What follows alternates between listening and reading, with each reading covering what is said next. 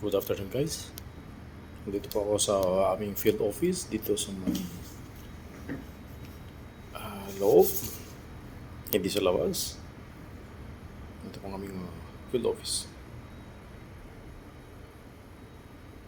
My activity committee is coming October. So, at by next week baka din po ako na ma-deploy dito natin po ang Austin for whole month or whole months. Mga 2 buwan yata ang activities. So, biyahe pa ako simula sa Doha, 2 hours, 1.5 one way. So, for 2 hours. Okay, so talagang tsaga lang kailangan guys. Dahil ganito ang activities sa aming kumpanya. Okay. So, kumusta po kayo lahat? Welcome. Welcome everyone.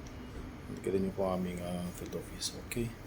So, muli, nagpapasalamat po ako sa inyo sa mga followers, sa mga patuloy na nanonood, and continue to watch and view my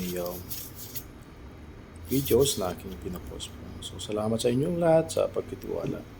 At ibalik ko po sa inyo yan ng engagement o pinapanood ng videos at saka comments. Okay, so salamat po sa inyo lahat. God bless everyone.